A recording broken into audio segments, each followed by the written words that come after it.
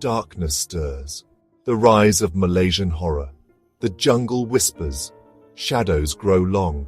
A chill, colder than the tropical air, runs down your spine.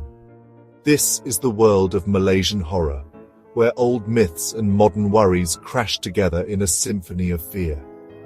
Malaysian horror movies, once a hidden treasure, have clawed their way onto the world stage, grabbing audiences with their unique mix of supernatural terror and cultural richness. These movies aren't for scaredy cats. They're a powerful mix of vengeful ghosts, dark magic, and the scary things that happen when you tempt fate. Rooted in the folklore and superstitions that are everywhere in Malaysian society, these stories touch on deep fears that scare people everywhere, not just in Malaysia. Get ready to be scared stiff as we dive into the dark heart of Malaysian horror, exploring the movies, the filmmakers, and the cultural background that have made it a powerful force in the world of scary movies. Ghosts of the screen-famous Malaysian horror movies.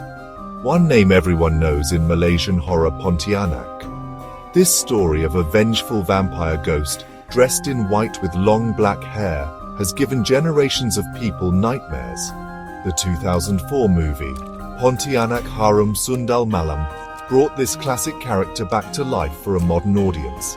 Its chilling visuals and creepy soundtrack became what everyone thinks of when they think of Malaysian horror. Another famous movie, Bunuhan from 2012, took a different path. This gritty thriller explored the dark side of family and the brutality of revenge, all set in a faraway village full of tradition and secrets. These are just a couple of examples of the different kinds of fear that Malaysian horror offers. From the ghostly appearances in Hantu Kak Lima Balik Rumah to the demonic possession in Munafik, Malaysian horror movies cover all kinds of scary stories, each one leaving a mark on the viewer's mind. Whispers of the past. Cultural echoes in Malaysian horror. What makes Malaysian horror really special is its strong connection to the country's rich cultural history. The movies are filled with Malay folklore, Islamic beliefs, and Chinese mythology, creating a mix of fear that is both familiar and unsettling. The Pontianak, for example, is a figure deeply rooted in Malay folklore, her story passed down through generations as a warning. The use of black magic and shamanism in movies like Karak shows the continuing belief in these practices in some parts of Malaysian society. These cultural elements aren't just decoration. They're woven into the stories themselves, adding layers of meaning and making the scares even more powerful. This is what gives Malaysian horror its unique flavor. A strong mix of the supernatural and the cultural, the old and the new, all crashing together on screen to terrifying effect. Masters of Fear, visionary directors of Malaysian horror. Behind every scary story is a master storyteller, and Malaysian horror has a new generation of directors who are pushing the limits of the genre.